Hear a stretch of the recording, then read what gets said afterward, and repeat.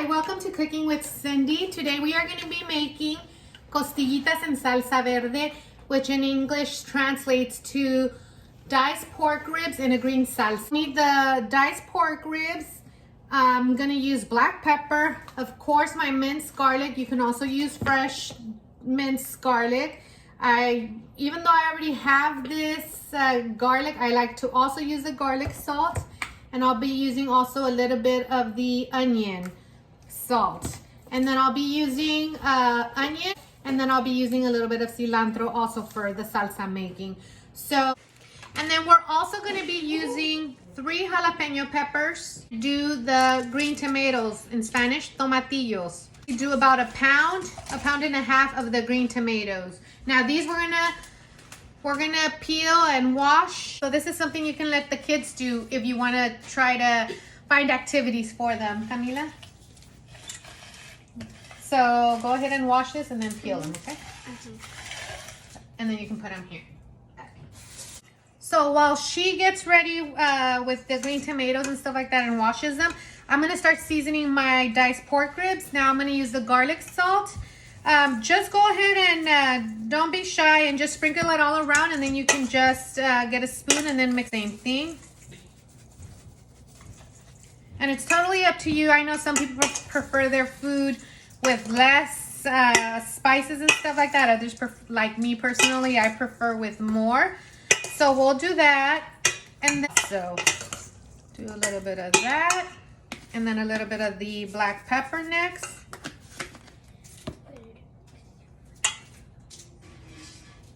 And then mix it a little.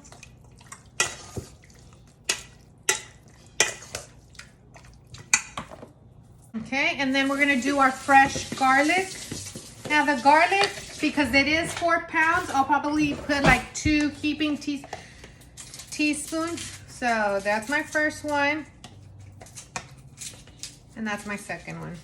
Okay, so we're gonna place vegetable oil or canola oil, whatever you prefer, into your pan. Place, as you can hear, that oil is ready because my pan was already turned on, and so it's ready to fry.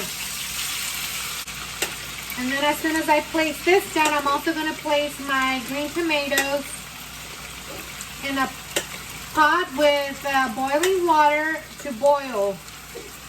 Now here, since my pan is actually a pretty large one, I'm putting the entire 4 pounds here. And what I'm going to do is just take turns browning it.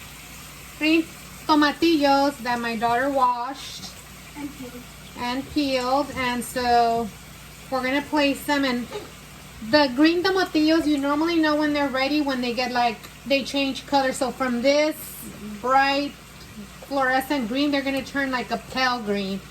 And so that's when you know that they're completely done. So while this does, I'm going to go and slice the onion that I'm going to be placing in the salsa, and also a little bit of the cilantro because I'm going to be blending it once the tomatillo is done. So I'm also going to add the jalapenos into my boiling tomatillos. Now I trimmed off the edges, and just by the smell of it, I can smell that it's really spicy. And since I'm going to be feeding this to my kids too, and I have some that are like picky eaters, I will not be adding the 3 entire jalapenos. As you can see, this is a large size. So, okay, so while my diced pork ribs are actually cooking in the background, you might be able to hear the sizzle and stuff like that. I'm going to have Camila help me with just cutting up a little bit of the cilantro and stuff like that. I'm going to end up throwing this into the salsa once I throw it on the stove and stuff like that. So while she slices half of the onion as well.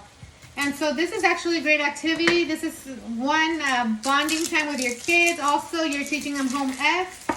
And so you have some of the kids that do actually enjoy the cooking, others don't. She's actually one of the ones that normally will always ask if I need her help in cutting anything, washing and stuff like that. So this is actually a great activity you can do with the kids and stuff. Especially during these times, you're trying to keep them as busy as possible. So our green tomatoes, I just checked on them, and this is the color. And as you can see, they're nice and soft. Some actually will even pop while they're in the water. And so we're going to blend this with the jalapenos. And then we're gonna add some garlic salt and some fresh garlic, about a teaspoon of fresh garlic, since you already have fresh garlic in your diced costillitas. And then we'll also add a little bit of the cilantro onto this.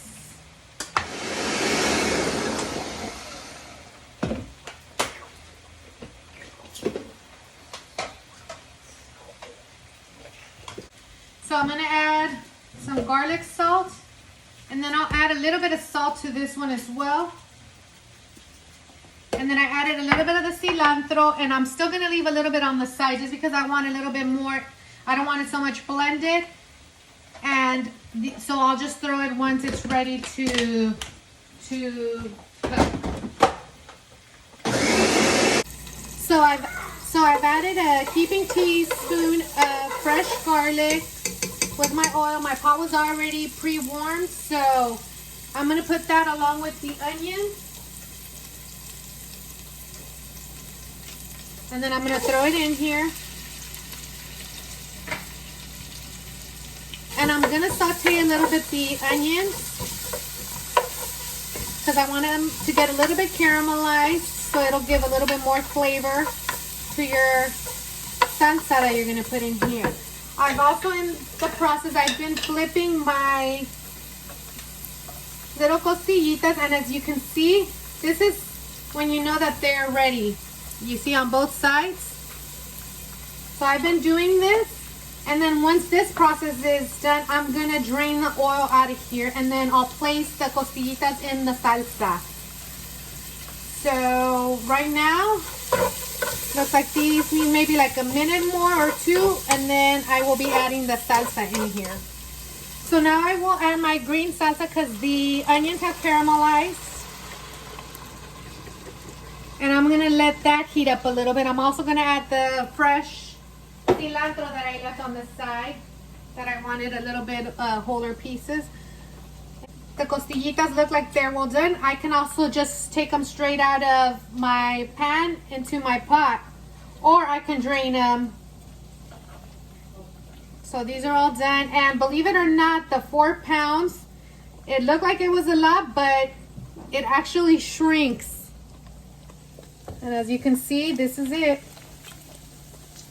And then we're going to be placing it in here. And then we will let this heat up.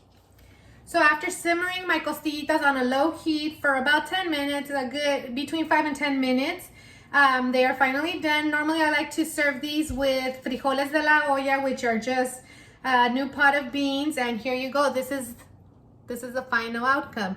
I also like to add a little bit of queso seco, queso cotija, and then you can just put a little bit on top. And this is how I serve it. And so here's the final outcome. Let's give it a try.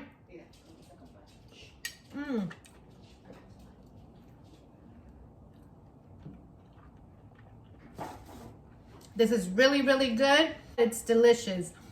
And so thank you for joining us today, and I hope you enjoyed this. If you have made it this far, make sure you like, subscribe, and comment down below what you've thought of this recipe.